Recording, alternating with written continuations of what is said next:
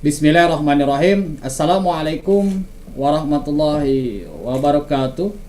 Terima kasih kepada teman-teman di malam hari ini, di mana teman-teman sedang menyaksikan siaran langsung di channelnya Graha Mu'alaf, di mana topik kita malam hari ini yaitu kitab manakah yang sempurna, Al-Quran ataukah Bible. Meskipun hal ini pernah beberapa kali ditayangkan di channel Graha Mu'alaf, namun dengan melihat adanya kedua pembicara yang berbeda, yang baru terlebih gitu kan dari pihak Kristen sendiri, tentu saja itu akan memberikan atmosfer, akan memberikan sebuah sentuhan yang berbeda antara pihak Muslim dengan Kristen yang sama-sama membahas tema yang sama sebenarnya, yang usang, tapi tetap itu kan membawa hal yang baru, suasana yang baru, pemikiran yang baru, dan tentu saja serangan argumentasinya pun yang baru. Oke, sebelum kita mulai ini silahkan teman-teman untuk subscribe, like, dan share channel Graha Mu'alaf, karena channel Graha Mu'alaf merupakan channel satu-satunya di Indonesia yang menayangkan secara serempak, karena hari ini acara ini disiarkan ke berbagai channel. Oleh karena itu teman-teman jangan sungkan, silakan gerakan jempolnya, subscribe, like, share, dan bunyikan loncengnya channel Graha Mu'alaf. Dan tentu saja hal itu pun bisa dilakukan kepada channel-channel lain berafiliasi dengan channel Graha Mu'alaf, sebagaimana halnya seperti Timo Koriban, Mu'alaf Channel, Menachem Ali, Edi Parito, Aisto Channel, Akademi Kristologi yaitu channel saya sendiri, Kristologi Center, Sahabat TV, dan Eza Lafisa. Dan perlu diketahui teman-teman, ada puluhan, 23 lebih ya channel yang menayangkan secara serempak acara debat kita malam ini dengan tema kitab manakah yang sempurna, Al-Quran ataukah Bible. Dan tentu saja sebagai mercusuar dari Indonesia, channel Graha Mu'alaf yang diikuti, yang disiarkan secara langsung pula oleh Edi Praitno, Akademi Kristologi, Kristologi Center, Aristo, Viral Indonesia, The Muslim Apologist, selanjutnya Riva Mau TV, Dua Master, Lentera Rohani, Bamtrik, Rabanias ID, Donditan, Penegak Islam, Alwan TV, Sahabat TV, Wonderful Islam, Zulkifli M. Abbas, Mu'alaf Channel, Zulfirkar Official, Evangelis Yonatan Nanda, dan Konstantinus. Ya, puluhan channel tersebut menyiarkan secara langsung acara malam ini. Dan untuk menghemat waktu, mari kita tampilkan. Kita pertama dulu untuk pihak Pak Christopher.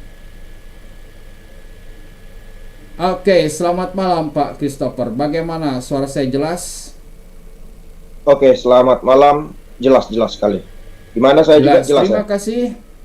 Jelas Pak, terima kasih atas kehadiran Bapak yang mau naik ke atas ringnya channel Graha Mu'alaf, karena tidak semua orang Kristen itu berani dialog seperti Bapak di channelnya Graha Mu'alaf dan bahkan menampakkan wajah gantengnya. Oke, selanjutnya dari pihak Muslim, ya tentu saja yang tidak asing lagi, yang punya ciri khas dalam berucap, dalam berpenampilan, siapa lagi yang tidak kenal, Alwan TV.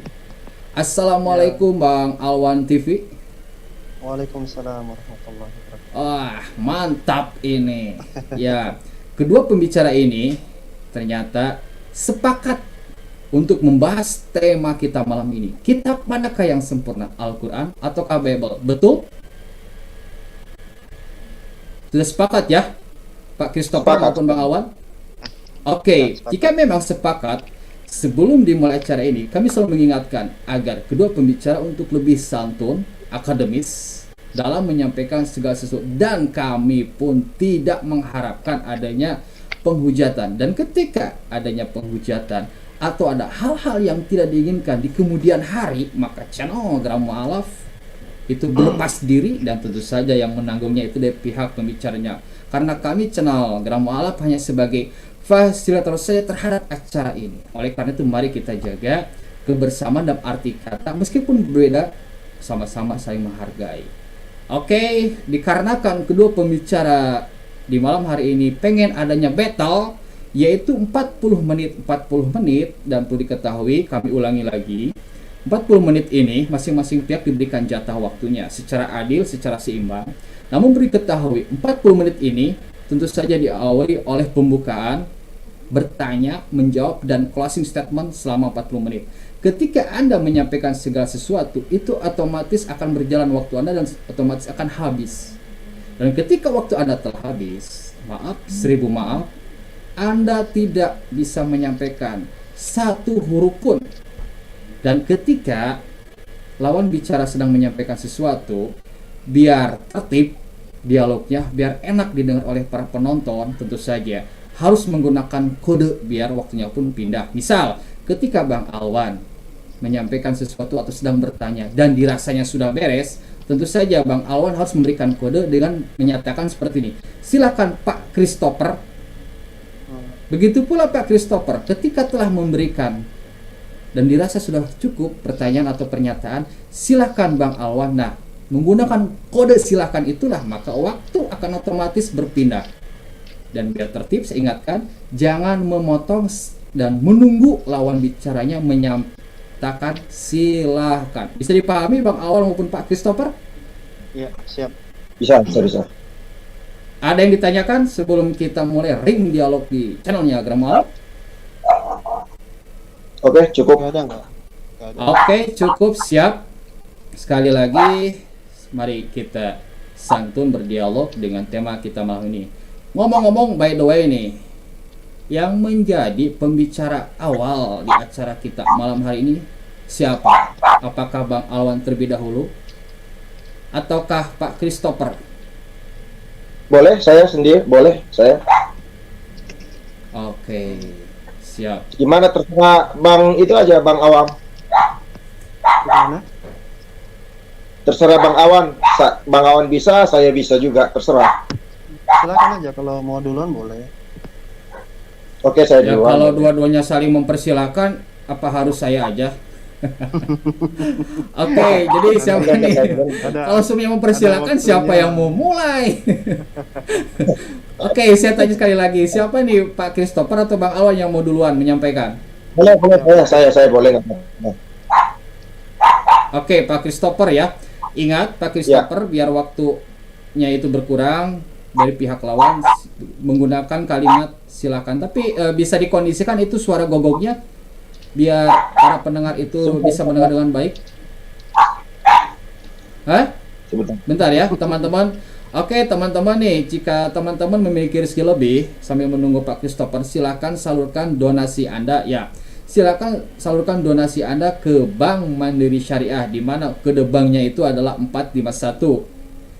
Yang nomor rekeningnya 1188 4 kali 9987 atas nama Yayasan Pembina Mualaf Atau. Dan ketika teman-teman telah mentransfer, silakan konfirmasi ke nomor rekening ke nomor WA ini ya. Namun, kita beralih barusan itu untuk pendanaan mualaf, sekarang kita beralih untuk pendanaan permasalahan yang seluas 6 hektar, 6 hektar, yaitu pendirian pesantren. Ya ini teman-teman ya, bisa dicek, bisa dilihat tanahnya. Nah, bagi teman-teman nih yang sebentar lagi tanggal muda ya, gitu kan, yang membuat ceria siapapun tanggal muda, silakan nih teman-teman untuk mendonasikan zakat sedekah infak donasinya Anda itu ke Bank Mandiri Syariah dengan kode bank masih 451, nomor rekeningnya berbeda ya.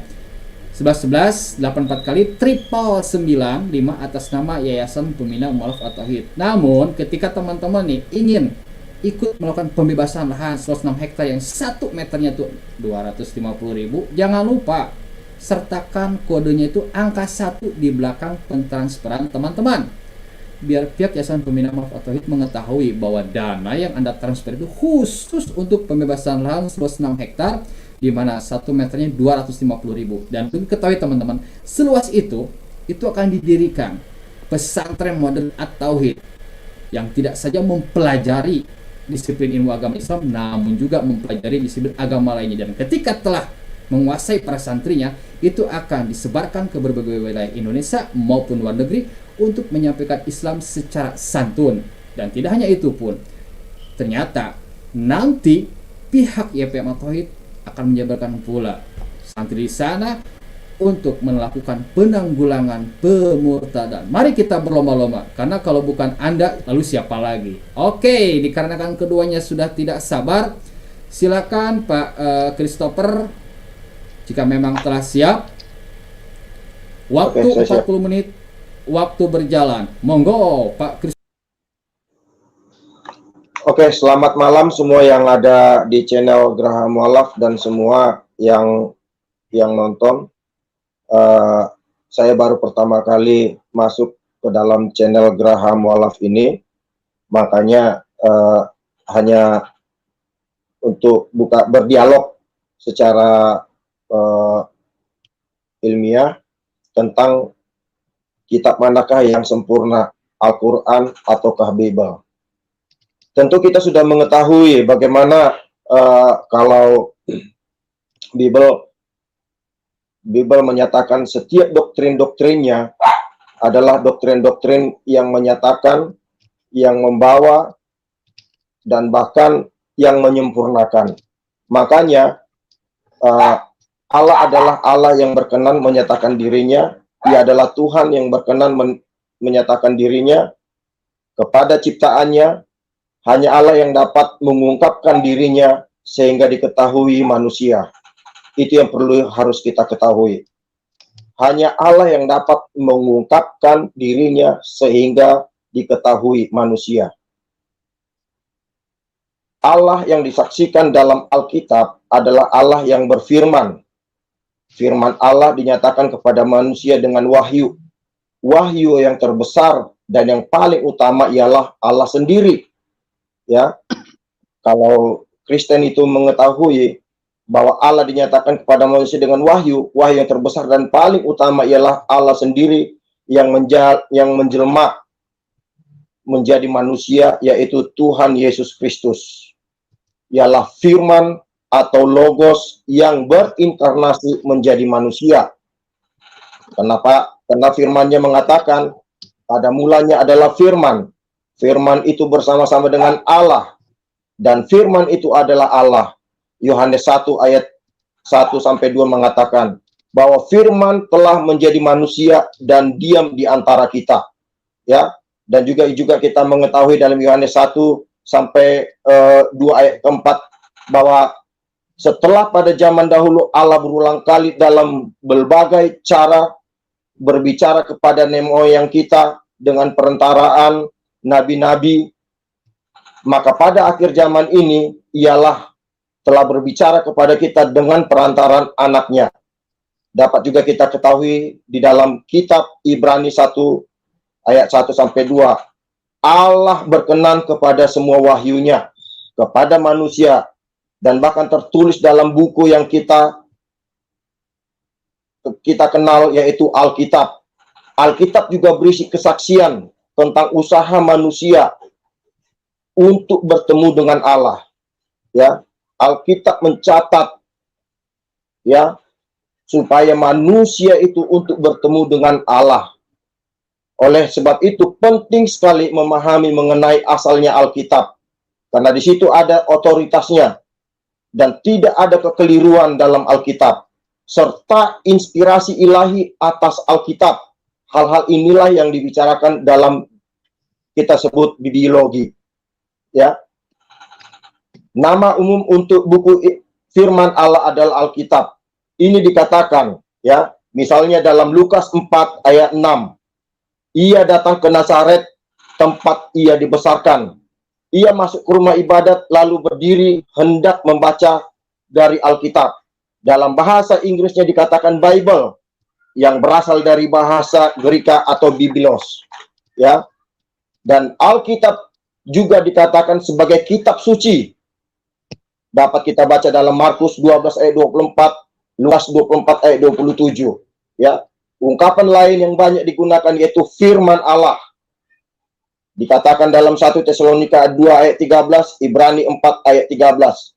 Dan ada kalanya dikatakan sebagai firman Kristus, Roma 10 ayat 17. Dan di situ jelas ada tekanan-tekanan untuk membawa kita kepada satu kesempurnaan, yaitu menuju sorganya yang kekal. Tujuan Alkitab itu adalah membawa kita kepada sorganya. Dan jelas juga Alkitab juga menuliskan, ya, dan para penulisnya juga jelas, ya, adalah terdiri dari banyak buku yang ditulis oleh sekurang-kurangnya ada 40 penulis yang berbeda-beda dalam periode. Di situ ada diungkapkan kejujuran-kejujuran yang melakukan yang membawa manusia kepada setiap pembenaran, ya. Dan di setiap ayat demi ayat ada kesinambungan seperti mata rantai yang tidak bisa dipisahkan. Tekstual, demikian juga jelas, dan dapat saja dipikirkan seolah-olah buku itu hanya punya seorang penulis, yaitu Allah sendiri. Dari 60 buku di Alkitab, yang 55 dikenal baik penulisnya, ya, di sejarah dan tradisi, yang 11 buku para penulisnya, ya, adalah hakim-hakim, juga ada Rut dan Samuel, Tawarik, merupakan kemungkinan bahwa buku-buku ini merupakan kumpulan catatan-catatan kuno yang digabungkan. Beberapa orang yang dipilih Allah yang ada di akhir periode waktu yang dilukiskan di buku tersebut. Sebagai contoh, Musa merupakan pengumpul atau sumber-sumber yang menjadi buku Kejadian, dan juga ada Mazmur, ada Amsal, dan buku-buku lebih dari seorang, dan bahkan judul-judul yang ada sejumlah yang dinyatakan di dalam tulisan-tulisan, baik itu di tulisan Salomo dan juga Lamuel. Semua penulis, ya, itu benar-benar sudah teruji. Bahkan Lukas yang banyak, ya, mengatakan bahwa dia itu bukan murid, juga dia adalah seorang penulis. Dia itu adalah seorang Israel, mengerti konteks agama Yahudi. Kata-kata mempunyai daya tarik universal bagi semua bangsa di seluruh dunia. Makanya Alkitab itu saya bilang memang benar-benar Alkitab yang sempurna. Karena apa? Alkitab itu jelas diperuntukkan, sejarahnya, konteksnya, ditujukan kepada siapa, itu jelas. Dan bahkan penulis-penulisnya ada Daud, ada juga seorang imam, yaitu Yeremia dan Yeskiel, ada seorang nelayan, yaitu Petrus dan Yohanes, dan bahkan pakar teolog, yaitu Paulus, dan juga ada Daniel, dia seorang negarawan, Matius, pemungut cukai, Yosua, seorang tentara, Esra, juga seorang ahli kitab, Nehemia, seorang juru minum. Dan dapat dikanonisasikan, yaitu kita sebut dengan kesatuan Alkitab. Makanya saya tidak meragukan Alkitab ini. Di situ ada tujuannya, ya, menjelaskan kepada kita untuk membawa kita kepada kesempurnaan.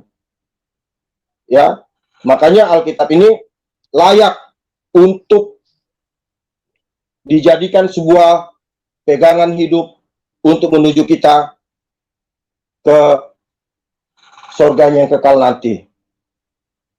Silakan.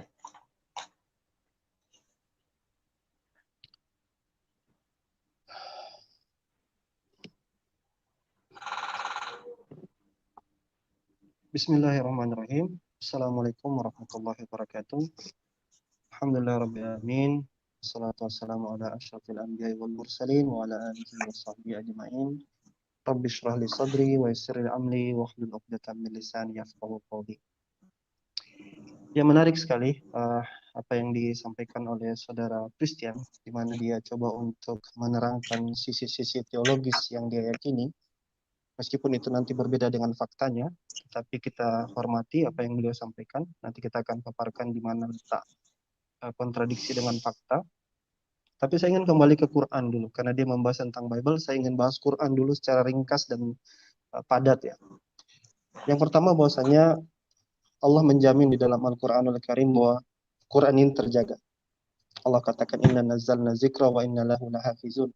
Kami yang menurunkan Al-Quran ini dan kami yang akan menjaganya. Jaminan dari Allah Subhanahu wa Ta'ala langsung bagaimana Quran itu dijaga oleh Allah Subhanahu wa Ta'ala. Yang kedua, ketika wahyu diturunkan kepada Rasulullah Sallallahu Alaihi Wasallam, Allah memerintahkan Rasulullah SAW untuk pelan-pelan dalam mengambil wahyu yang diberikan kepadanya. Dalam Al-Quran dikatakan la tuharrik bihi lisanaka lita'jala bih, ya, pelan-pelan saja kamu mengambil Quran itu. Wa qara'nahu iza qara'nahu fattabi' Qur'anah. Kalau dibacakan Quran kamu ikuti. Kemudian juga Allah katakan di dalam Al-Quran menasihati Rasulullah SAW, wala ta'jal bil Quran min qabli ayyuqda ilaika wahyu. Jangan kamu terburu-buru sampai selesai semua apa yang disampaikan wahyu kepadamu. Nah, Rasulullah Shallallahu Alaihi Wasallam diberikan wahyu oleh Allah Subhanahu Wa Taala serta merta, lantas kemudian Rasulullah itu kemudian memberikan wahyu tersebut, mengajarkannya kepada para sahabat. Jadi para sahabat yang berada di samping beliau, yang ada bersama beliau, itu kemudian diajarkan tentang Quran itu, ya. Rasulullah menyuruh sahabatnya menulis, ya, ada yang menulis di pelepah kurma, ada yang menulis di kulit binatang dan lain sebagainya. Rasulullah kemudian menyuruh mereka menghafalnya, Rasulullah kemudian menyuruh mereka membaca di dalam sholat. Rasulullah bahkan memberikan anjuran untuk mengajarkan kepada orang yang lain. Khairukum man ta'allama al-Qur'ana wa 'allamah. Sebaik-baik kalian adalah yang mengajarkan Quran, yang belajar Quran dan mengajarkannya. Kemudian Rasulullah juga memberikan ganjaran, ya, mengatakan bahwasanya ada ganjaran dari Allah Subhanahu wa taala bagi yang menghafal Quran, mempelajari Quran, membaca Quran. Pahalanya bahkan Allah katakan alif lam mim itu tidak satu huruf, tetapi alif satu huruf, lam satu huruf, mim satu huruf. Demikianlah Quran dijaga di zaman Rasulullah SAW sehingga Quran itu memasyarakat. Semua tahu Quran, sehingga disebutlah Quran itu sebagai lafaz mutawatir, lafaz yang artinya seluruhnya mengetahui tentang Quran itu. Setahun setelah kematian Rasulullah SAW, para sahabat kemudian dipelopori oleh Abu Bakar Siddiq mencoba untuk mengumpulkan Al-Quran itu dalam bentuk buku, ya, dalam bentuk buku. Disuruhlah Zaid bin Sabit. Zaid bin Sabit ini 2 kali hafal Quran di hadapan Rasulullah SAW langsung, dikoreksi oleh Rasulullah SAW langsung. Kemudian berlanjut di masa Umar, terus saja dibukukan, diteruskan pembukaan itu hingga ke masa Hafsah. Yang saya ingin katakan singkatnya adalah Al-Quran itu bukan secara teologis, tetapi secara fakta sejarah, betul-betul oleh Rasulullah SAW dianjurkan untuk dijaga. Oke, sekarang kita ke Bible. Kita duduk, ya, baik-baik. Bagaimana dengan Bible, ya? Saudara saya tadi banyak mengungkapkan hal-hal teologis, tetapi dia lupa bahwasanya Bible ini adalah sesuatu yang develop, berkembang dia. Nanti saya akan tanyakan ke beliau, tahu tidak sejarah bahwa Bible itu nantinya dibukukan itu lama, ya. Tadi beliau katakan ada 40 penulis, rentang waktu 1500 tahun dari berbagai macam penulis. Tapi yang menarik bahwa beliau mengatakan ada Bible itu dikenal, padahal nyatanya tidak dikenal. Nah, mari kita runut dia satu persatu, dan saya ingin arah pembicaraan kita nanti ke arah sini dulu, sebelum nanti saya serahkan ke teman. Saya ingin fokus dulu kemana. Yang pertama adalah bahwasanya Bible yang dimiliki oleh saudara saya Kristen ini, yang dia pegang sekarang ini adalah sebenarnya bukan produk daripada Bible yang dulu-dulu, ya. Jadi Bible yang dulu-dulu itu beda dengan Bible yang dia pegang sekarang.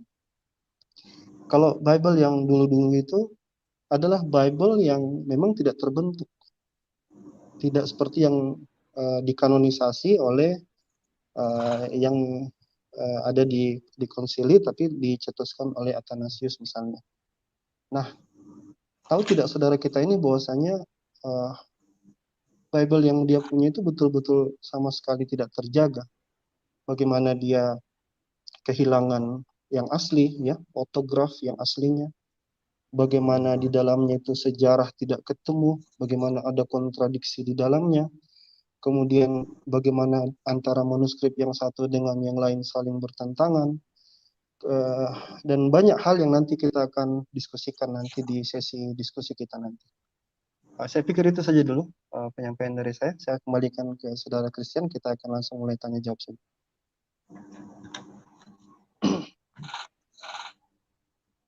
Silakan. Oke. Atau Saya tertarik juga ke Pak Awan itu mengatakan bahwa Bible itu seperti seolah-olah palsu, ya, dan dikatakan wahyu langsung diturunkan dan mengaturkannya, ya, dan mengajarkannya kepada para sahabat dan berkembang kepada sepanjang masa. Lalu dikatakan di situ Nabi Muhammad atau Rasulullah Muhammad mengatakan mengoreksi, ya. Sementara dikatakan bahwa saya ada baca sedikit mengenai Al-Quran bahwa Muhammad sendiri di situ tidak bisa membaca. Bagaimana cara dia mengoreksi? Atau bagaimana dia melafalkannya kembali? Gitu loh. Beda seperti apa yang dituliskan Musa. Musa itu langsung menuliskan. Musa itu adalah seorang terpelajar. Langsung dituliskan. Seperti dua loh batu. Dituliskan. Artinya ada tulisan yang menjelaskan bahwa ini loh perintah-perintah Tuhan itu. 10 hukum Taurat itu dituliskan di pahat. Di situ dikatakan. Sementara ini dikatakan wahyu diturunkan kepada Nabi Muhammad. Lalu dikoreksi. Bagaimana cara mengoreksinya sementara dia pun tidak bisa membacanya? Tolong jelaskan. Silakan. Baik. Jadi sudah saya sampaikan sejak awal bahwasanya Rasulullah SAW itu diajar tentu tidak dengan cara dibaca, tetapi diperdengarkan. Ya, faiza qara'na, makanya dikatakan dibacakan kepadanya, dibacakan lalu diikuti. Kemudian setelah beliau sudah paham dengan ayat yang diajarkan itu, maka kemudian diajarkanlah kepada para sahabatnya. Jadi simpel saja itu. Pertanyaan saya kepada klaim Anda tadi, bahwasanya Bible Anda itu terjaga. Saya mau tanya dulu, simpel, jawaban yang simpel. Kapan Anda tahu buku Anda itu dibukukan kapan? Buku yang Anda miliki sekarang itu, Anda tahunya kapan dia dibukukan jadi buku seperti sekarang? Silakan.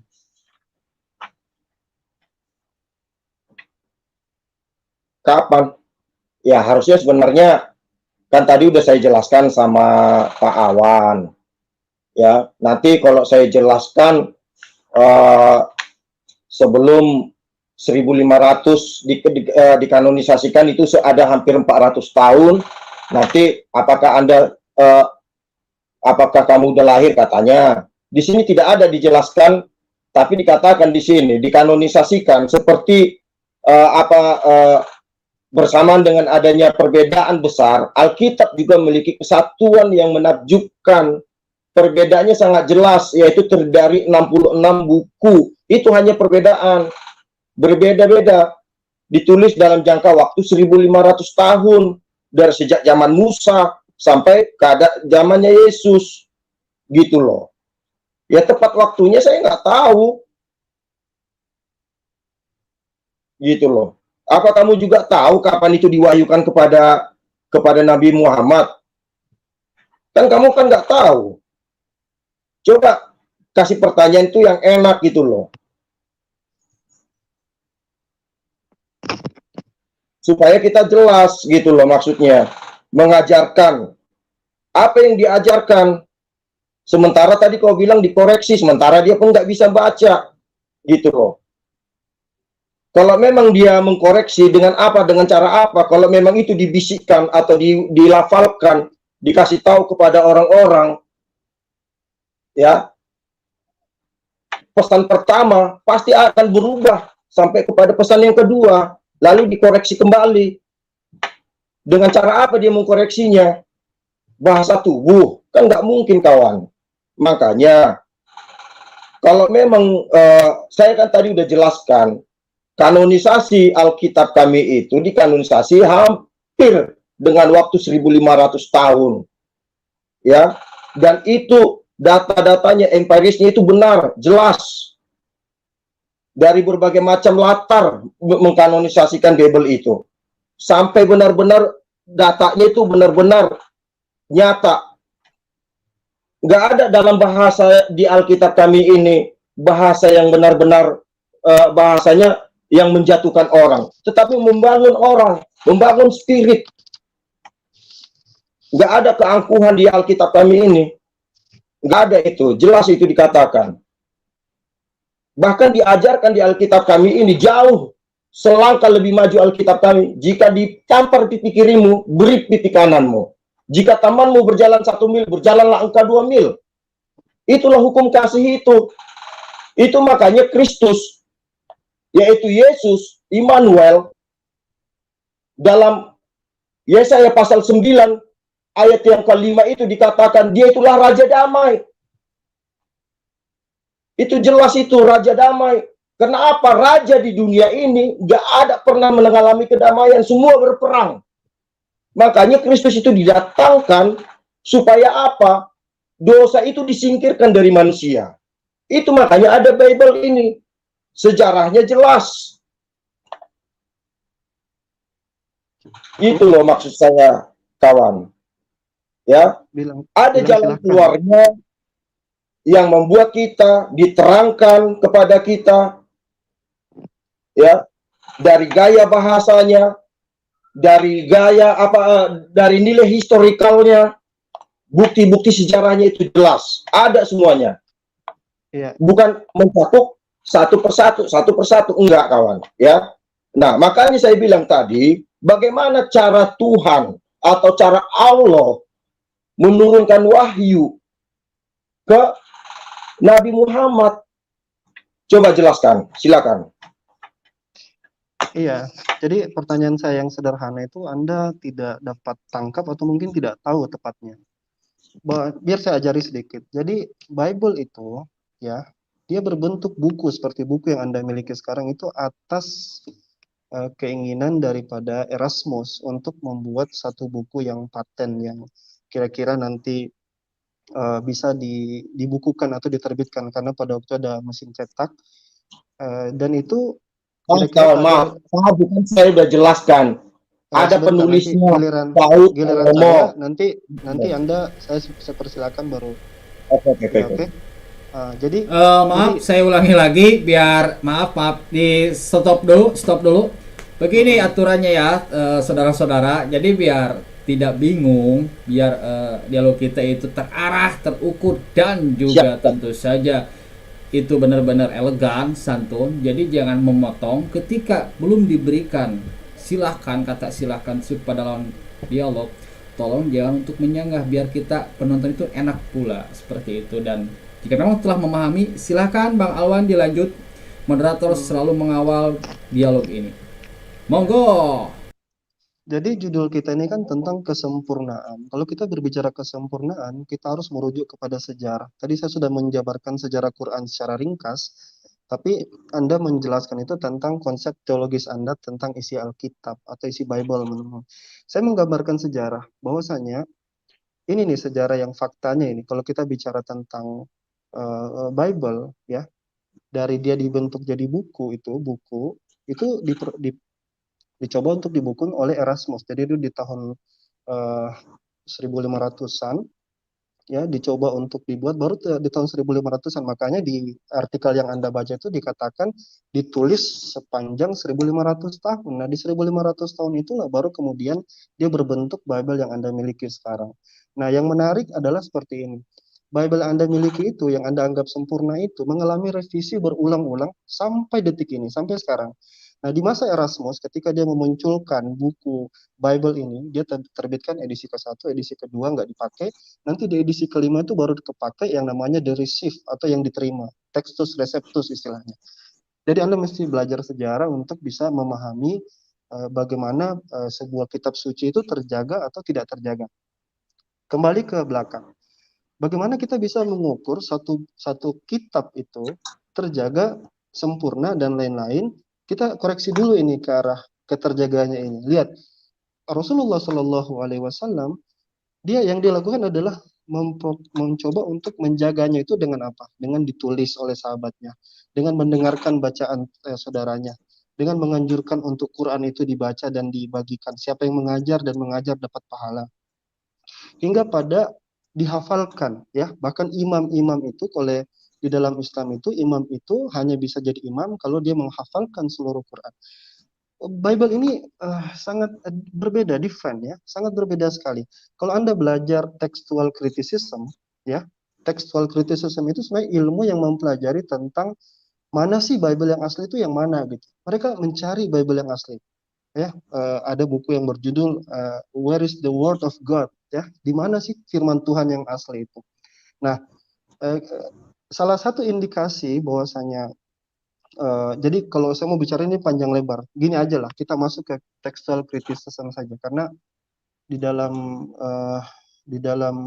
Quran itu dikatakan kalau ada kitab itu tidak terjaga, ciri-cirinya itu gampang. Satajidu fihi ikhtilafan katsiran. Kamu akan dapati banyak perselisihan di dalam Bible itu. Nah, saya ingin masuk ke area situ, tapi sebelumnya lah, sebelum masuk situ, saya masih punya waktu. Anda tahu tidak, saya tanya langsung ya, langsung dijawab ya, nanti saya kasih waktu, silakan. Anda tahu tidak tentang Marcion dan Ebionit? Tahu enggak? Silakan. Tahu enggak Marcion, Ebionit? Tahu enggak? Marcion, Ebionit, tahu enggak? Silakan. Gini loh kawan, ya Pak Awan, tadi Anda berbicara kepada saya mengenai sejarah. Ya, di luar Alkitab saya tidak akan pernah mau membicarakan whatever apapun itu. Ya, dikatakan di situ ya, di dalam buku-buku perjanjian lama yang kami kenal di dalam Taurat, di situ ada kitab sejarah. Ya, jelas, bahkan kitab keturunan juga ada di situ. 5 kitab, yaitu Kejadian, Keluaran, Imamat, Bilangan, Ulangan, Pentateuch, atau Tanakh. Ya, di situ diatur semua hukum apa segala macam. Dan bangsa Yahudi sendiri pun tidak keberatan itu kami pakai. Buku-buku sejarah, ada 12 buku-buku sejarah. Dan bahkan dikata ada Yosua, Hakim-Hakim, Rut, 1 Samuel, 2 Samuel, 1 Raja-Raja, 2 Raja-Raja, 1 Tawarik, 2 Tawarik, semuanya ada. Bahkan di situ sejarah pra-pembuangannya pun jelas. Kalau ya ini artinya sejarah yang saya tahu di Alkitab. Ya, di luar itu saya nggak bisa saya jawab, terus terang aja saya nggak bisa jawab ya, karena memang saya nggak perlu saya pelajari itu. Nanti kamu bilang lagi, kitab Barnabas. Sekalipun itu saya mengetahui, tapi saya nggak perlu saya jabarkan di daerah ini. Saya hanya mau menekankan pertanyaan tadi. Kalau memang itu dikoreksi, ya, sementara Nabi Muhammad, dia tidak bisa membaca. Bagaimana cara dia mengkoreksi? Dan dituliskan. Tadi kau bilang kan, dituliskan di kulit, di di kulit-kulit kayu. Berarti kan artinya dikoreksi dan dibaca. Nah, bagaimana cara Muhammad juga menerima wahyu itu? Tidak kamu jelaskan. Masalah sejarah udah jelas kok. Kejadian itu udah jelas bagaimana. Di situ dijelaskan bagaimana. Itu kan ada sejarahnya di situ. Jelas-jelas itu sejarahnya ada kok di situ itu. Bagaimana alam menciptakan langit dan bumi. Kejadian 1 ayat 1. Dan itu dituliskan oleh Nabi Musa. Bagaimana alam menciptakan Adam dan Hawa. Itu jelas. Ya, baiklah hendaklah kita menciptakan serupa dengan gambaran kita. Berarti kalau Allah serupa dengan gambaran kita, itu jelas. Bukan hanya sekedar awang-awang tok doang, enggak. Kejadian, Keluaran, Imamat, dan bahkan di situ, di dalam 5 kitab yang disebut Pentateuch itu adalah ulangan. Nanti kalian bilang lagi, Ulangan itu siapa yang mencatat ayat 33 sampai seterusnya. Ya kan? Udah jelas. Buku-buku sejarah itu ada di dalam kitab Yosua, Hakim-Hakim, Rut, ada 1 Samuel, 2 Samuel, 1 Raja-Raja, Tawarik, ada jelas. Kitab Mazmur juga ada jelas di situ. Tapi kalau di luar yang seperti yang jelas saya mau katakan, di luar Alkitab saya tidak akan mau menjelaskan sekalipun saya mempelajari hal-hal yang seperti itu, kawan. Gitu loh. Makanya saya bilang, bukan masalah diedit apa segala macam. Ini kan perkataan-perkataan Tuhan. Saya percaya bahwa Bible ini adalah perkataan-perkataan Tuhan. Bukan apa tadi itu pencari-pencari fakta. Enggak, kawan, enggak. Bukan pencari-pencari fakta mana. Kalau memang benar itu ada, coba tunjukkanlah sama saya. Mana yang aslinya? Biar kita pelajarin sama-sama.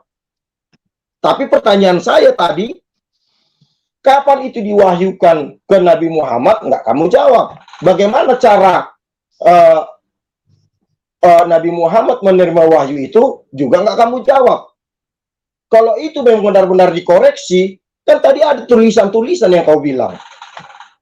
Itu loh maksud saya. Jangan sampai timbul pertanyaan-pertanyaan saya atau otak saya seperti tidak mampu untuk mempelajari itu hanya gara-gara apa namanya pengakuan-pengakuan Imam Rasuli di luar apa, di luar nalarnya apa, di luar keabsahannya Alkitab.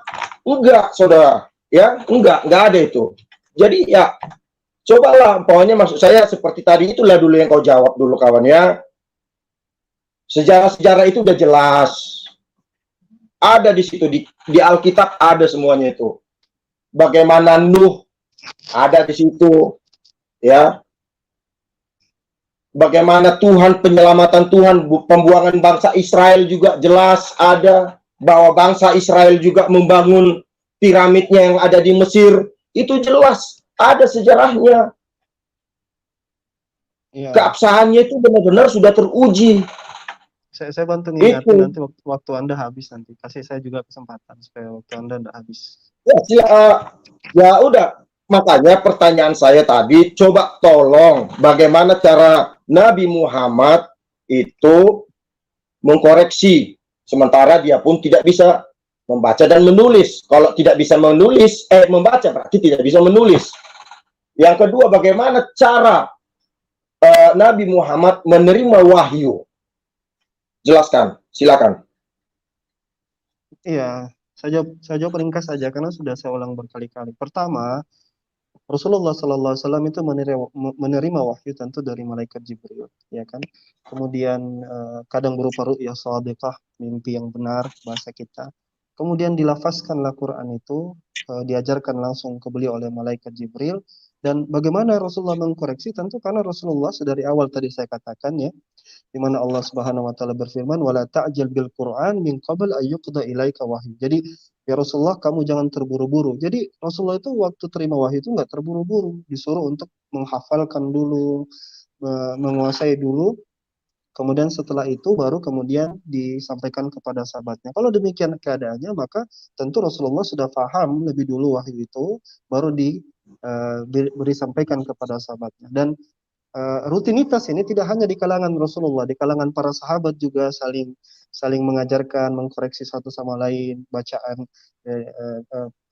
man ta'allama al-Qur'ana wa 'allama, kira-kira gitu. Nah, yang aneh adalah ketika saya tanya Anda tentang ebionisme, marsianisme, Anda jauh ke arah yang seperti saya bertanya Anda ke tentang salju, Anda ke gurun pasir gitu. Saya tanya Anda tentang marsionisme, ebionisme, karena ini erat kaitannya dengan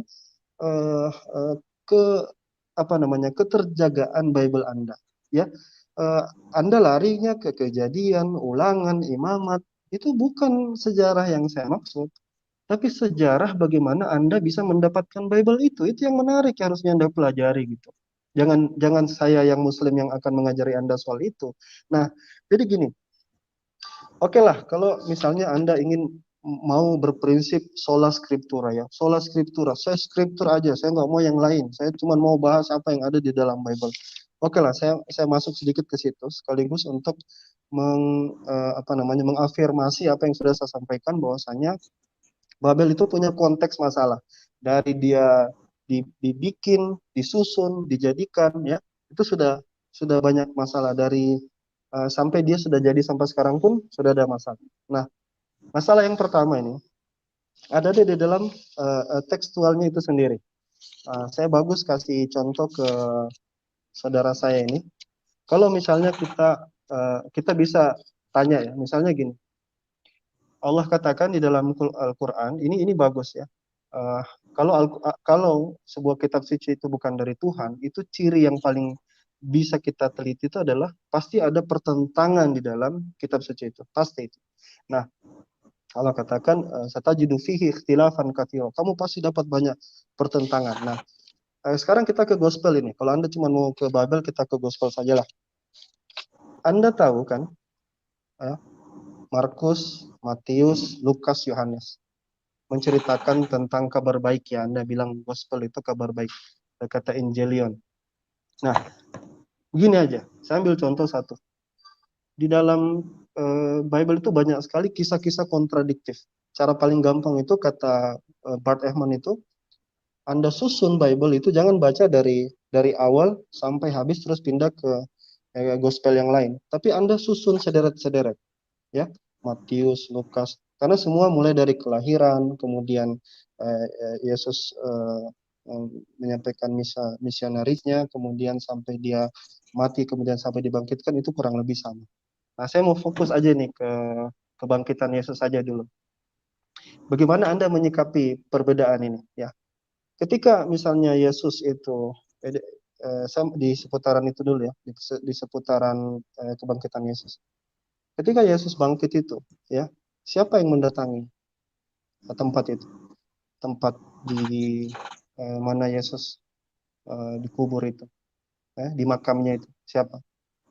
Kalau di Matius bilang 2 perempuan, Maria Magdalena dan satu Maria yang lain. Ini Matius ngomong gitu. Markus bilang 3 perempuan. Ya. Lukas datang lagi juga dengan 3 perempuan, tapi nama-namanya beda, nggak sama seperti di Markus.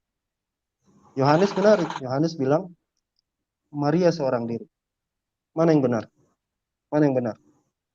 Maria seorang diri, 2 perempuan, 3 perempuan berbeda di Markus, 3 perempuan beda di Lukas. Ayo silakan. Jadi Bang Awan ini maksud dan tujuannya juga nggak jelas juga.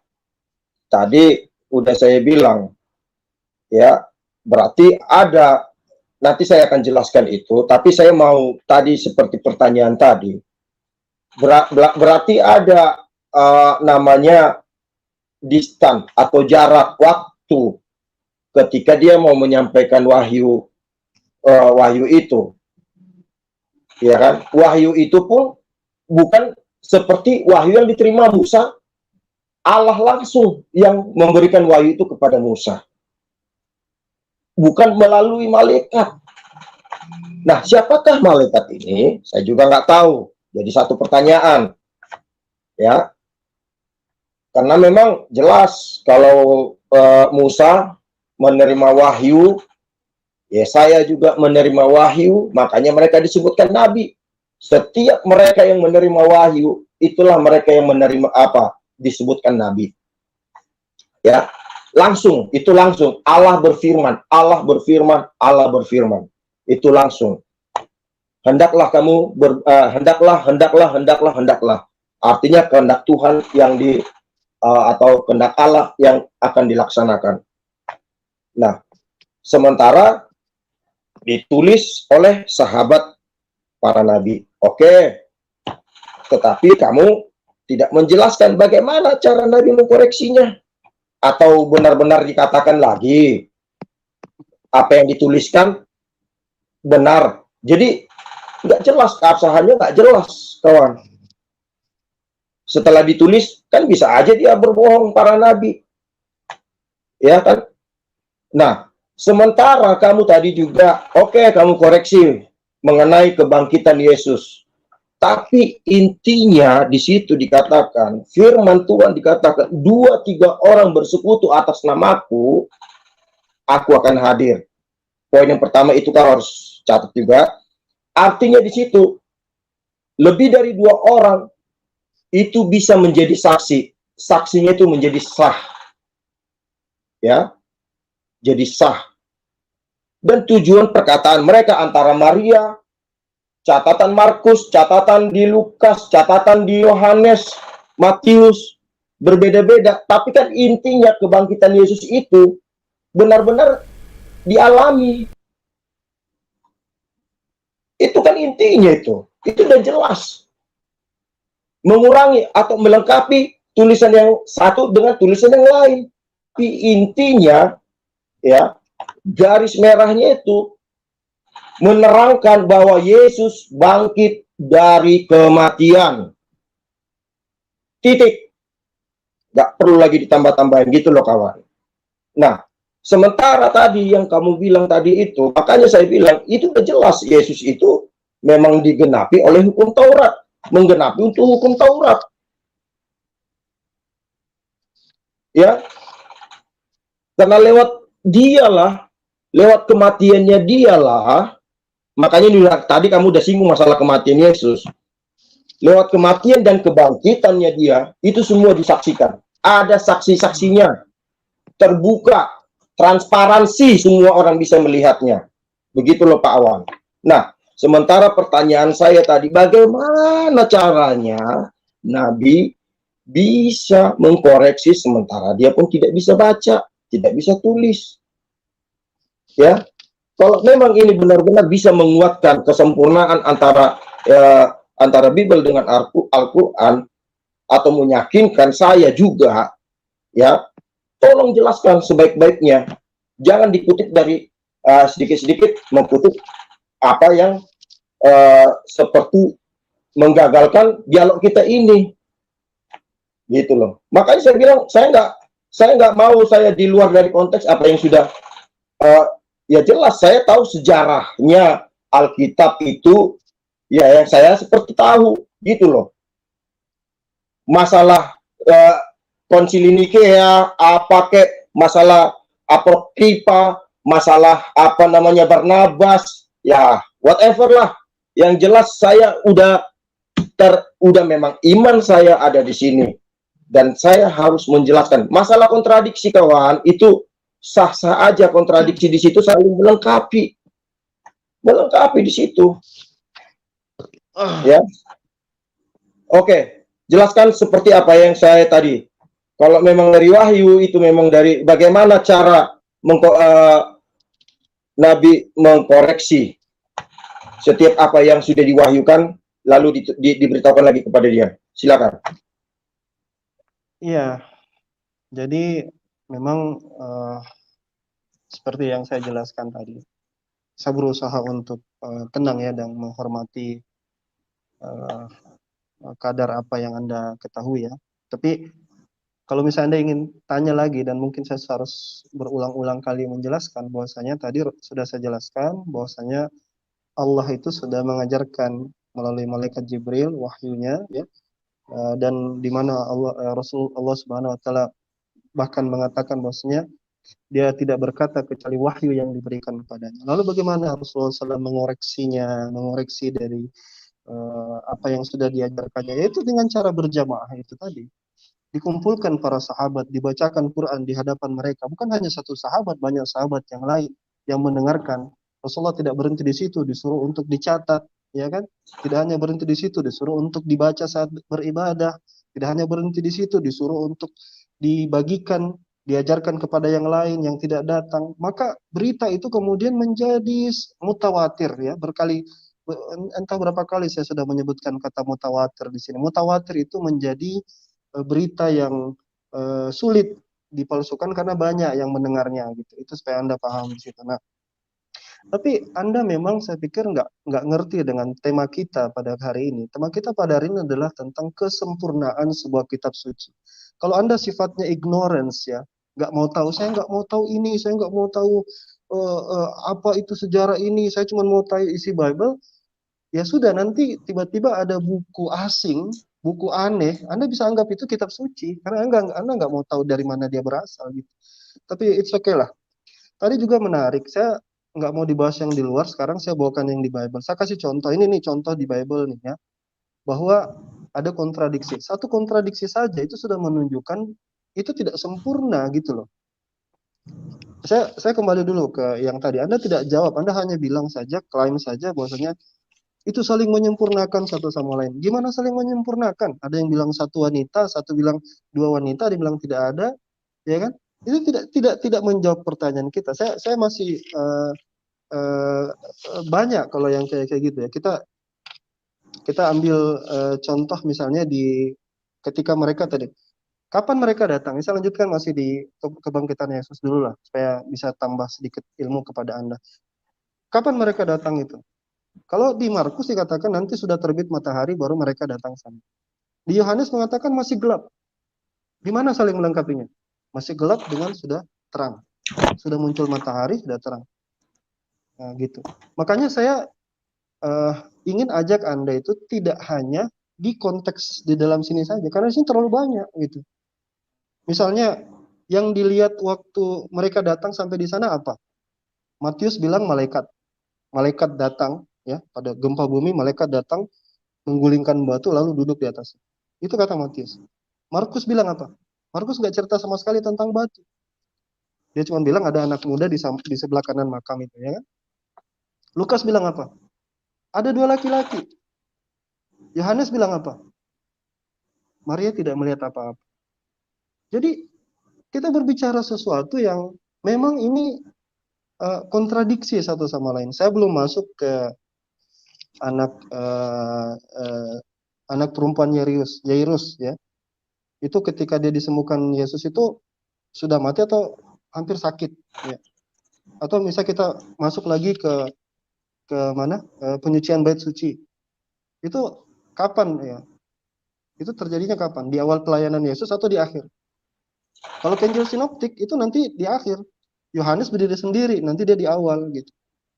Petrus menyangkal Yesus itu kapan? Berkokok ayam satu kali atau setelah dua kali berkokok? Banyak sekali gitu. Bagaimana di dalam kalau kita masuk ke dalam Bible, kita bicara tentang ketidakterjagaan Bible itu sendiri. Karena kontradiksi satu sama lain. Firman Tuhan itu enggak kontradiksi. Nah, plus saya kasih bonus buat Anda. Coba sekarang buka terjemahan. Ini pentingnya sejarah gini. Tahu nggak apa arti revisi itu sekarang? Revised Bible. Tahu nggak arti revisi itu? Revised Bible. Revised Bible itu yang sekarang terjadi itu adalah kalau sekarang itu ada gerakan namanya King James Verse Only. King James Verse Only itu artinya dia cuma ingin pegang King James Version aja. Versi King James. Tapi rata-rata di barat sekarang ada yang pakai NIV. Nah, ini saling bertolak belakang ini. Beradu padu ini. NIV, nah, ya, itu tidak terima. Bahkan NIV itu ada di ayat-ayat yang dihapus, omitted, dihapus.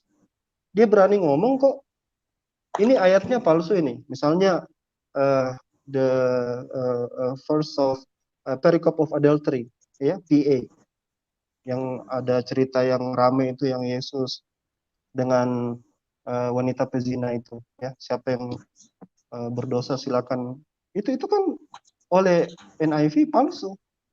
Kata pakar Alkitab loh ya, bahwa ayat ini enak didengar, tapi ayat itu palsu. Jadi bukan kita yang ngarang-ngarang itu. Jadi penting sebenarnya saudaraku, Anda itu belajar sedikit tentang sejarah Bible Anda gitu, supaya nggak lantas emosional gitu. Saya yakin iman saya ini sempurna, nggak gitu kita. Kita pakai dasar, pakai fakta gitu. Nah, saya agak habiskan waktu saya nih supaya seimbang kita ini ya.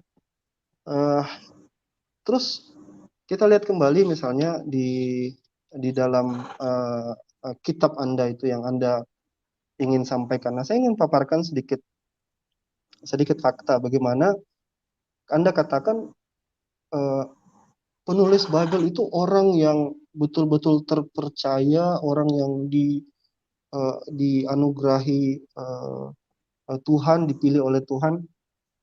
Menariknya kalau Anda ikuti ya, Anda pelajari pakar-pakar Bible yang pasti lebih tahu bahasa Yunani dari Anda, pasti lebih tahu bahasa Ibrani dari Anda, pasti membaca sejarah, membaca Bible dari cover to cover, dari Kejadian sampai Wahyu, dia pasti menguasai semuanya. Dengarkan apa kata mereka gitu, biar Anda paham. Robert Walter misalnya dalam buku ya, The Authentic Word of Jesus ya. Authentic Word of Jesus artinya kalimat asli dari Yesus. Katanya apa? Authoritative names were later assigned to them by unknown figures. Yang nulis Bible ini orang nggak dikenal. Wilbert dalam bukunya itu, Interpreter Bible, apa dia katakan juga? The gospel, the other three is anonymous. Anonymous itu tahu kan, topeng anonymous itu, topeng. Mereka bilang Bible itu nggak dikenal. Terus lagi Bruce Metzger. Bruce Metzger ini guru dari pakar Bible ini, ahlinya. Apa yang dia katakan? Ya, the anonymity is common, kurang lebih seperti itu. Bahwasanya itu anonymous juga. Jadi, saudaraku, kita berada di dalam lingkup kepercayaan. Kalau kita berbicara hanya lingkup kepercayaan, saya sudah harus menghormati Anda. Lakum dinukum waliyadin. Silakan. Tapi kita ini berada di dalam media debat, ya, diskusi ilmiah, yang mana yang ada adalah Anda harus mendefend opini Anda, apa yang Anda bangun, Anda harus defend itu. Bahwa Bible Anda terjaga, Anda harus defend itu. Anda harus defend, ya. Oh iya, dia kontradiksi. Oh iya, dia begini, dia saling melengkapi. Anda harus bantah semua itu. Kalau ada, nyatanya kan tidak. Anda malah tidak tahu sejarah, Anda malah tidak tahu banyak hal. Ya, kira-kira seperti itu. Silakan. Ya, tadi kan udah jelas. Saya mau katakan, saya udah jelaskan tadi ya. Seperti apa yang Bang Awan tadi katakan, ya. Wilbert, ya, saya udah baca. Apa bukunya? Bahkan dia sendiri pun nggak bisa menjelaskan apa keoriginalan teaching of Jesus. Silakan. Ya, original teaching of Jesus dia nggak bisa menjelaskan.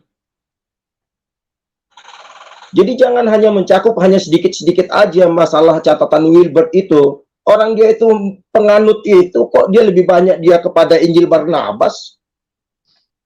Catatan-catatannya dia.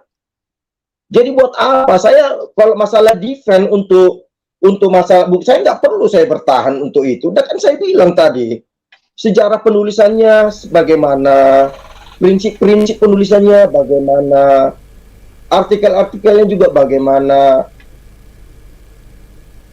Itu jelas. Makanya prinsip-prinsip itu digunakan untuk menemukan dan menerima, ya, dalam satu kesatuan yang disebut kanon tadi. Itu loh Pak Awan. Masalah sejarah itu udah memang jelas. Saya hanya tahu ada sejarah, bukan masalah sejarah kapan ditulisnya Alkitab ini, kapan diterbitkan masalah NIF, masalah apa King James Version, masih banyak lagi. Kalau masalah itu banyak banget. Saya udah baca semuanya, ya. Masalah terjemahan, kalau kami pun ada sebagian orang mengatakan kami ini kaum terjemahan, whatever lah, nggak jadi masalah bagi kami. Tapi memang jelas bahwa memang Injil Alkitab ini benar-benar dikanonisasi bapak-bapak gereja yang benar-benar terpelajar. Banyak sanggah-sanggahan, banyak perdebatan, memang betul. Tapi setiap perkataan yang ada di sini itu tidak ada perkataan dan bahkan tidak ada undang-undang atau yang menolak semua perkataan yang ada di sini. Perkataan di Bible ini.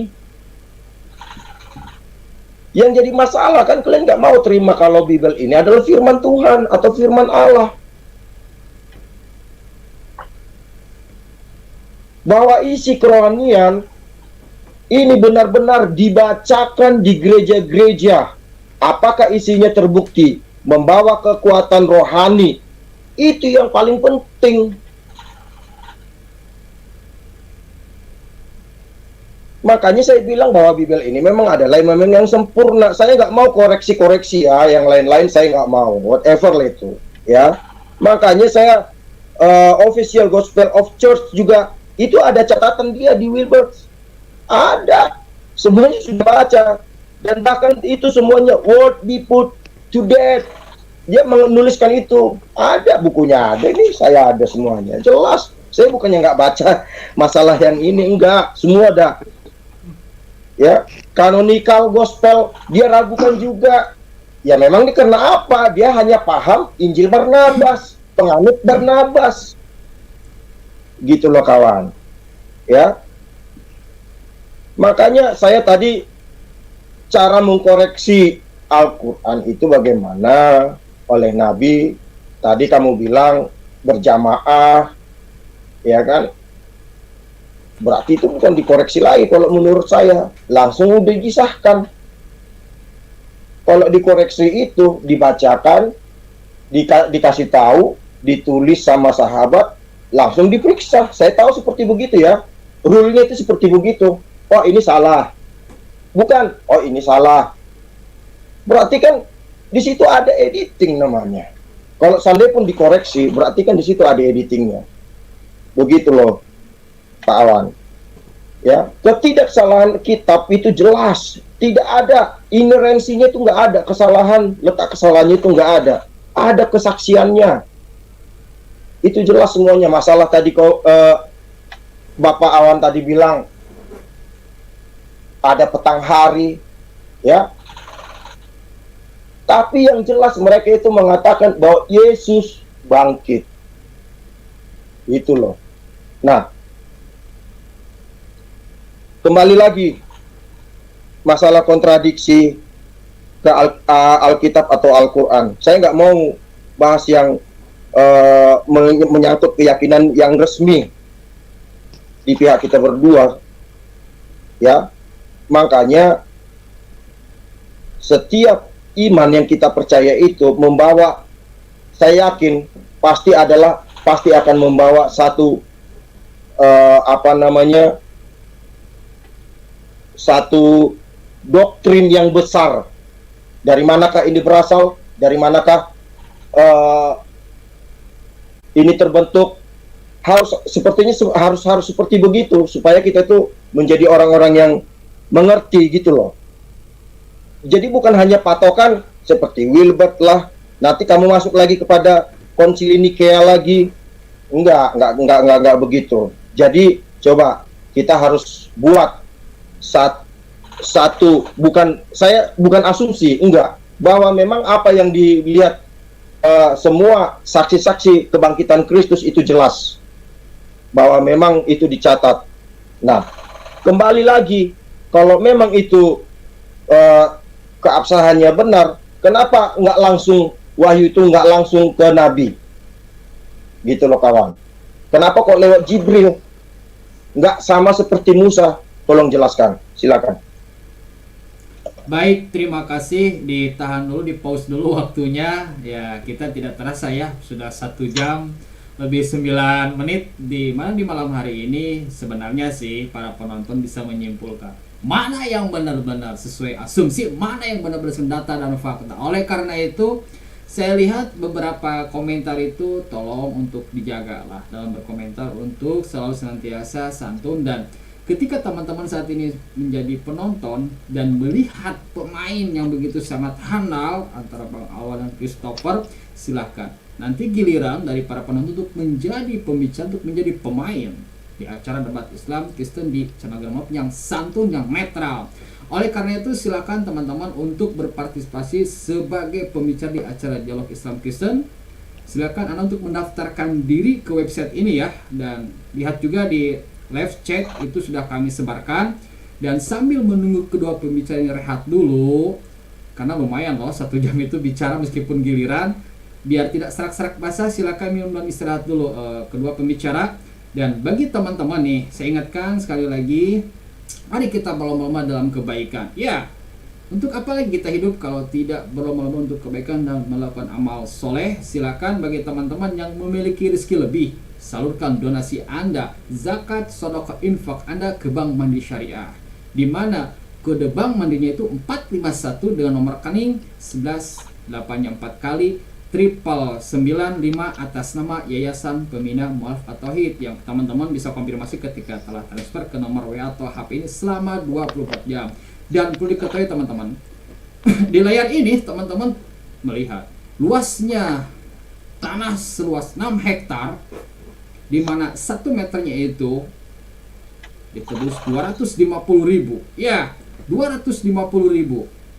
Ini akan didirikan kelak Pondok Pesantren Modern At-Tauhid, di mana di dalamnya tidak saja membahas tentang permasalahan disiplin ilmu agama Islam, melainkan juga berbagai disiplin ilmu lainnya. Dan ketika para santrinya telah menguasai berbagai disiplin ilmu di dalam pesantren ini, yang masih dalam berupa tanah ya, belum berdiri pesantren, mereka akan disebarkan ke berbagai wilayah Indonesia dan juga luar negeri, itu untuk menyampaikan Islam secara santun dan untuk senantiasa menanggulangi berbagai bentuk pemurtadan yang merongrong umat Islam. Oleh karena itu, dengan bantuan Anda teman-teman, tentu saja seluas 6 hektar ini kecil.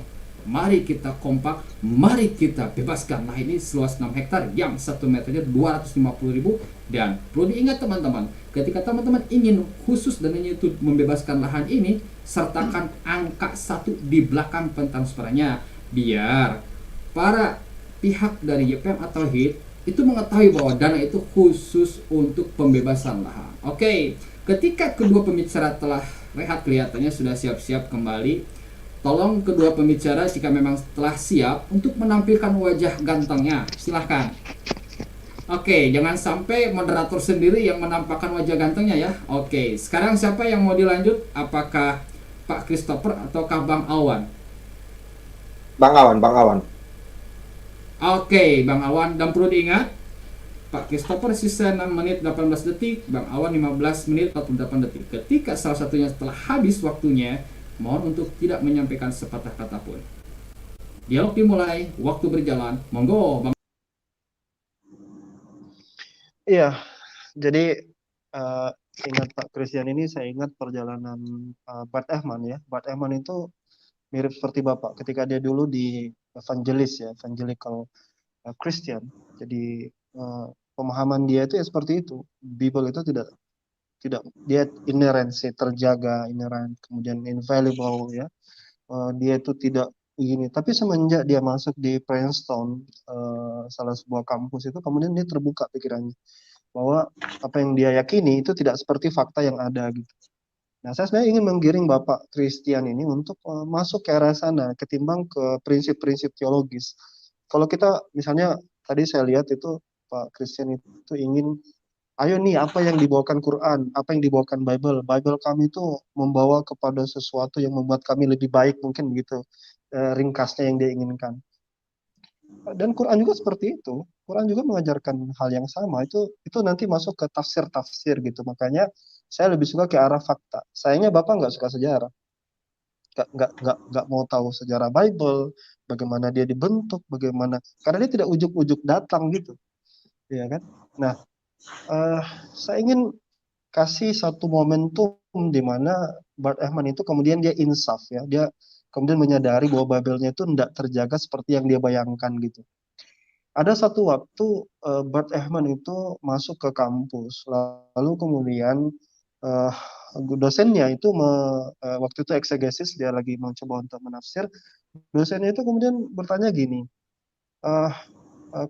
kalian tahu kira-kira siapa yang salah gitu. Nah, dia munculkan gini ketika di Markus ya, di mana Yesus itu bercerita ya, dia ketika dia apa istilahnya, tidak mengkultuskan hari Sabat karena ada alasan.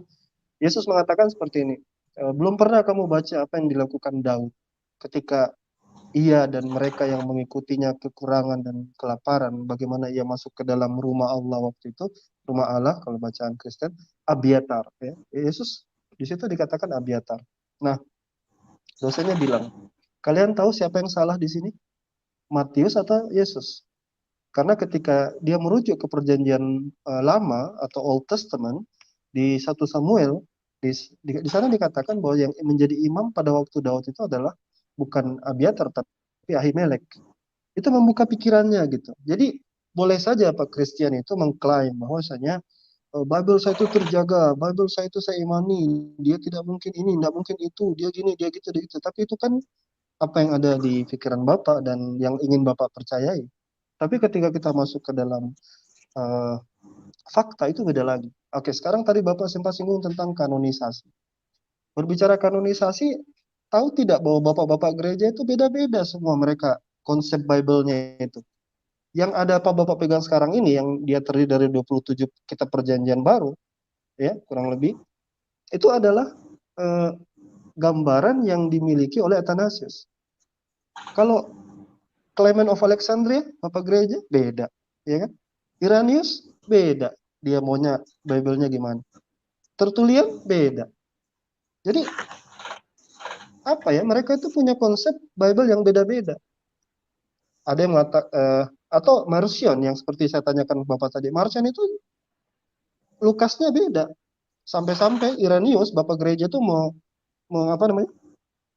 Membantah dia. Kalau Bapak lihat ada buku namanya Adversus Marcionism, Adversus Marcionem, kalau nggak salah, Tertullian Adversus Marcionem. Di sana Marcion itu dibantah. Dibantahnya apa? Wah, Lukas mereka itu berbeda. Ebionet juga begitu. Matius mereka punya Matius versi sendiri. Jadi tolonglah Bapak belajar gitu. Pelajari sejarah Bible Bapak. Terus kita debat lagi dan nanti kira-kira masih sama enggak pikiran Bapak tentang apakah Babel itu terjaga, apakah Babel itu sempurna atau tidak.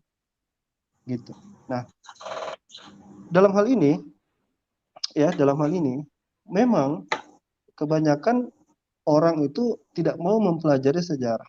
Padahal saya sebenarnya ketika awal debat itu saya pikir kita akan berdebat soal itu. Anda akan tanya tentang terjaga tidak Quran. Quran itu bagaimana? Quran itu bisa tidak dibuktikan secara faktual bahwa dia itu terbukti, ya.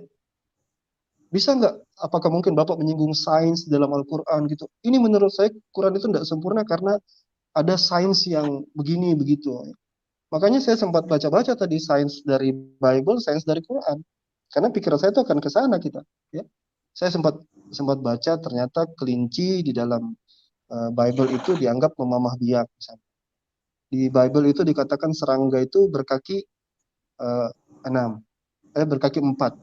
ya kan? Unggas berkaki 4 juga dalam imamat itu. Saya ingin belajar ke sana tadi. Bumi itu punya 4 arah misalnya. Tapi nyatanya kita tidak ke arah situ. Dan Bapak nggak mau bahas itu. Saya nggak tahu Bapak mau bahas apa gitu. Kalau Bapak ingin bahas apa, ganti topiknya. Ganti topiknya. Misalkan apa sih dampak Bible, dampak Quran terhadap kemanusiaan. Saya kayak gitu. Apa sih ajaran Quran tentang A, tentang B, tentang C, tentang D. Mungkin seperti itu. Tapi kalau Anda berbicara tentang kesempurnaan, maka Anda berbicara tentang bagaimana dia dibuat, bagaimana dia dibentuk, siapa yang menjaga, bagaimana model penjagaannya, apakah isinya terjaga atau tidak, ada kontradiksi di dalamnya atau tidak, sejarahnya bagaimana. Begitu itu semua yang akan kita bicarakan. Dan saya sudah debat 2 kali. Dengan Rudy Yohanes pertama kali kita bahas tentang tekstual varian, dia ngalor ngidul juga, dan ini kali kedua juga. Saya masih kecewa ini. Nanti saya mungkin bakal dapat lagi penantang-penantang yang kurang lebih bisa sefrekuensi lah. Tadi Bapak sempat ngomong, saya nggak tahu googling di mana, Welbert. Yang Bapak bilang Welbert itu Bapak nggak ngarang aja semua itu. Mohon maaf ya, tapi itu ngarang itu. Bruce Metzger, Welbert itu Billy Barnabas, ya saya nggak tahu Bapak baca sekilas atau gimana, itu nggak nyambung sekali. Kalau saya salah, koreksi sekarang. Saya kasih kesempatan. Silakan.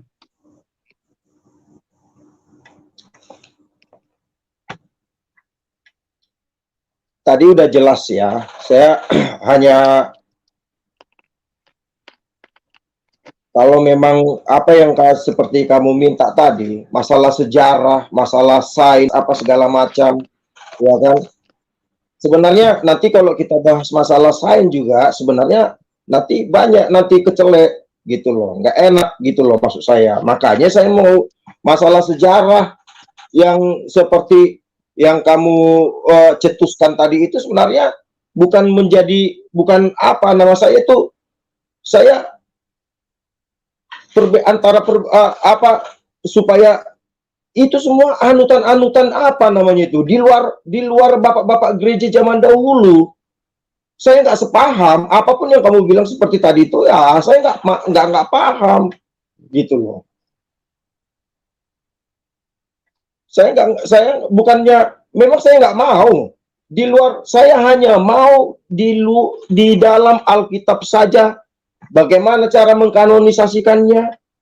Ya, setiap perkataan yang ada di Alkitab ini tidak ada keangkuhan hidup, tak ada keinginan mata, keinginan daging. Ya memang tujuan saya memang di Alkitab ini, tujuan saya ya adalah untuk apa? Ada keselamatan. Untuk apa Alkitab ini ditulis? Apa saya harus udah selamat saya mengerti setiap sejarah-sejarahnya? Memang penting, saya mengetahui, sangat penting. Tapi kalau di luar yang sejarah yang di luar dari Alkitab, saya nggak buat apa? Buat apa saya memahami iman-iman orang lain? Itu loh. Kalau memang kamu pengen meyakinkan saya, ya kalau kamu masalah kecewa untuk ini ya whatever lah. Tapi yang jelas saya mau kamu bilang ya ini Alkitab ini memang saya sejarah penulisan Alkitab ini udah ada. Ya kan? Kalau memang itu disangkal itu terserah mereka. Tapi kan banyak juga udah jelas bahwa Alkitab ini dikanonisasi lebih dari 40 orang dan pakar-pakar teolog juga ya dari berbagai datanya itu ya, skrip-skripnya itu benar-benar jelas. Makanya saya hanya mau menjelaskan ini tok doang. Mau panjang lebar pun kau bilang apa doktrin si ini, doktrin si itu, doktrin ini, whatever lah. Udah saya bilang bukan itu. Sekalipun saya baca itu nggak akan melemahkan saya. Kalau dia pun tadi kamu bilang seorang pakar, tapi dia tidak mengerti akan kebenaran firman Tuhan, ya berarti dia memang dia nggak ngerti gitu loh, apa maksud dan tujuannya gitu loh. Udah jelas kok, Matius, Lukas, Markus, itu Yohanes, semua berpadanan, nggak ada kontradiksi di situ, nggak ada kontradiksi apapun kamu bilang itu nggak ada kontradiksi di situ, ya nggak ada kontradiksi di situ. Banyak sebenarnya dalam Al-Quran pun sebenarnya banyak kontradiksi, tapi saya nggak mau mempermasalahkan masalah hal-hal seperti kayak gitu. Masalah sains kau bilang, ya nggak masuk akal juga kalau masalah sains yang kamu bilang seperti tadi. Kalau di Quran juga ada dituliskan bahwa bumi diciptakan datar. Kalau di bumi diciptakan datar, berarti matahari sekali terbit terang dong semua bumi ini. Ya kan? Itu juga sebenarnya sains apaan seperti kayak gitu sebenarnya ya kan. Tapi saya nggak mau mengarahkan ke hal-hal itu, gitu loh. Nggak mau. Saya hanya mau mencari keabsahan dalam Alkitab ini dan kesempurnaannya itu jelas. Ya, inerensinya itu jelas. Tidak ada kesalahan di dalam Alkitab ini. Tujuan saya kalau hanya untuk di dunia ini itu apa? Saya buat ada Alkitab ini, ya tujuan saya itu adalah apa? Keselamatan. Ada yang menjamin keselamatan buat saya. Makanya Yesus mati. Ya mau ngalor ngidul kau anggap, ya memang itu tujuan. Ya kan? Bukan saya nggak ngerti masalah sejarah Alkitab, penulisan Alkitab ini. Itu udah jelas, nggak ada kesalahan bapak-bapak gereja yang itu. Semuanya jelas, ada kanonisasinya jelas semuanya, ya. Kesaksian-kesaksiannya jelas semuanya. Nah, seperti tadi, saya bilang, hanya itu tok doang nggak bisa kau jawabkan dengan rinci. Ya, kalau itu memang diwahyukan, kenapa kok nggak diwahyukan langsung kepada Nabi? Itu loh. Jadi ini sisa 37 detik lagi. Ya, kalau memang ini mengecewakan kepada Pak Awan, ya terserahlah Pak Awan. Ya, masalahnya saya juga bukan saya nggak persiapkan semua yang apa yang sebenarnya yang harus saya persiapkan. Kebetulan memang laptop saya juga rusak, makanya saya pakai HP. Gitu loh. Tadi Daha Mualaf menghubungi saya mendadak. Jadi apa ilmu yang saya dapatkan ya itu aja dulu. Dan benar bahwa saya menekankan kesempurnaan Alkitab ini adalah sempurna. Terima kasih.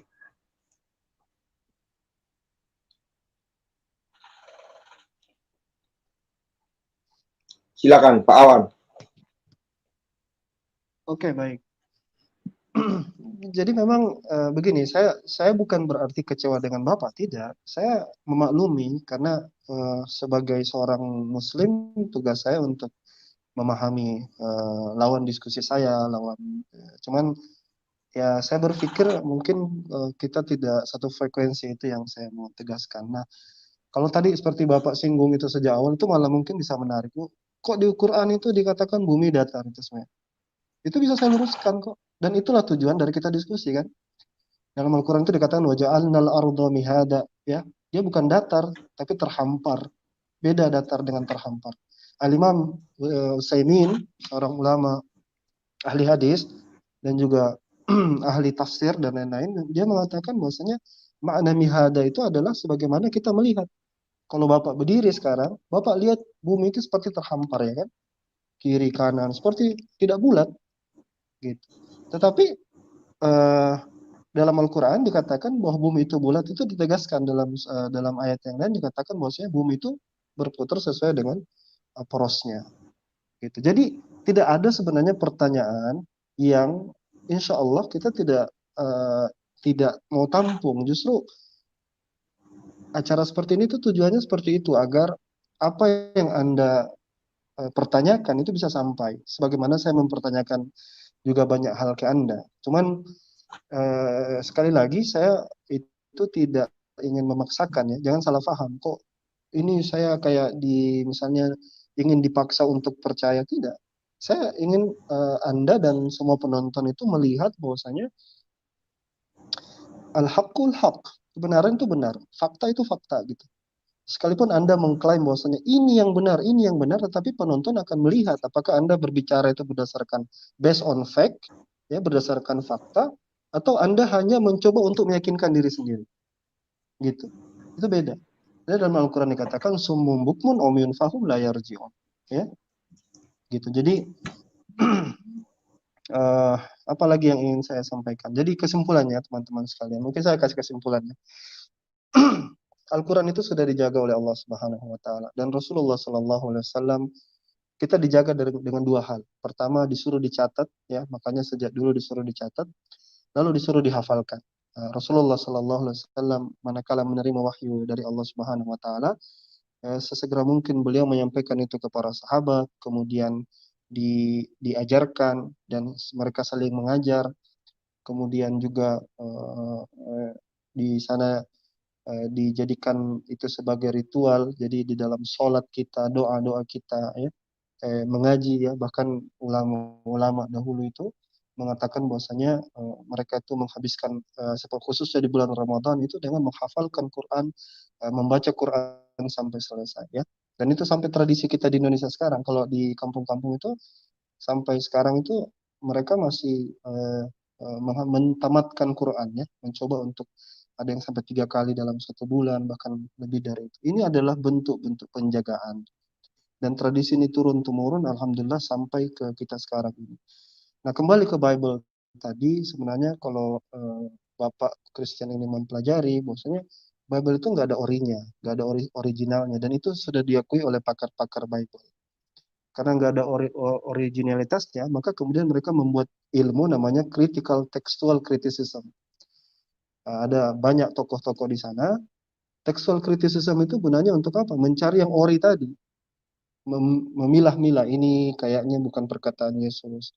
Jadi kalau Pak Christian itu buka Bible, nanti ada itu catatan kaki, ada tatut kurung, itu untuk menceritakan, oh ini nggak ada nih di manuskrip tertua ini, kemungkinan ini palsu. Itu ada seperti itu, ini fakta loh, saya nggak bicarain. Dan yang cerita ini Pak Christian, itu bukan saya. Jadi saya sebagai seorang muslim itu diperintahkan oleh Allah itu antabarruhum wa tuqsitu ilaihim. Kamu itu harus menghormati ya orang non muslim wa tuqsitu ilaihim dan berbuat adil hatta dalam debat sekalipun dalam diskusi. Jadi yang saya lakukan apa? Saya mempersiapkan diri saya dengan membaca referensi-referensi orang Kristen sendiri.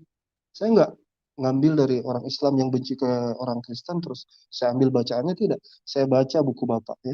Eksegesis yang tadi saya sebutkan tadi ya, tafsir-tafsir ya, sampai pendekatan hermeneutik itu saya juga pelajari.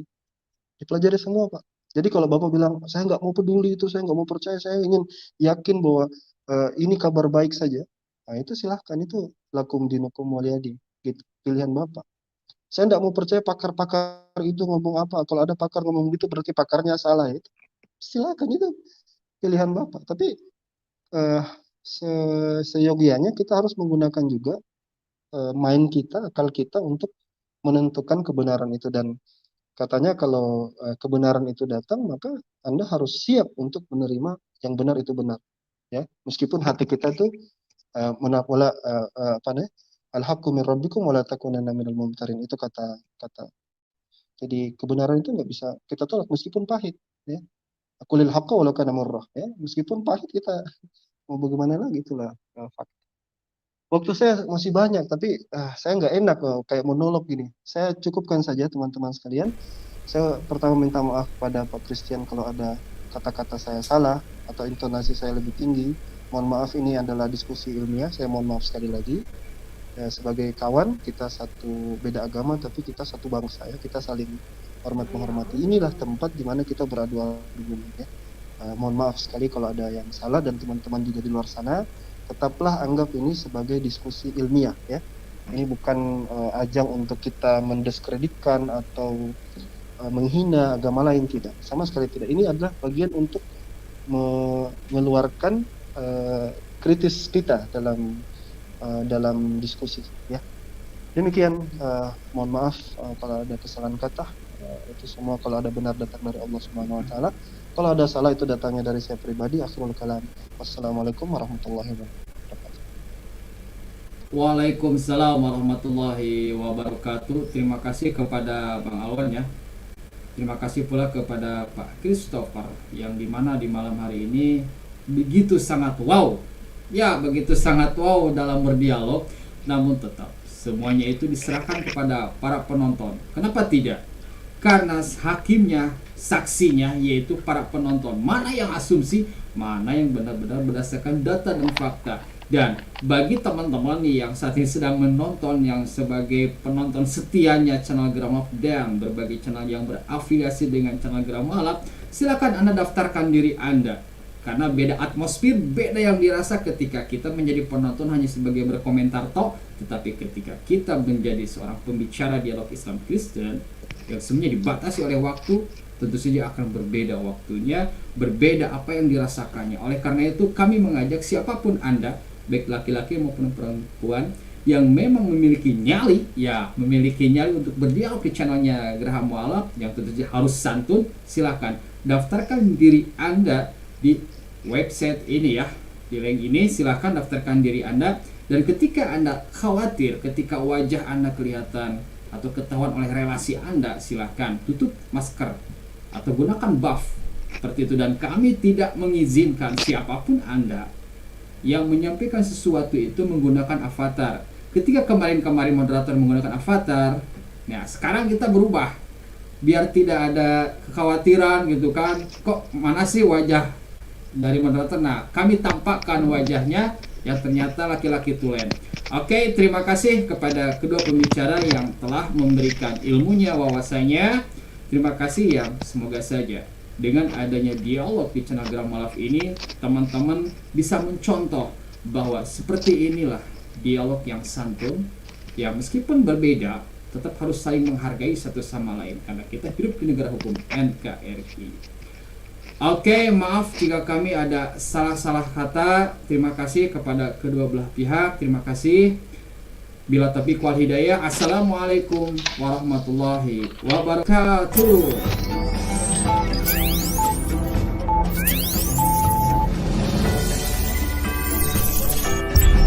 7, 6, 5,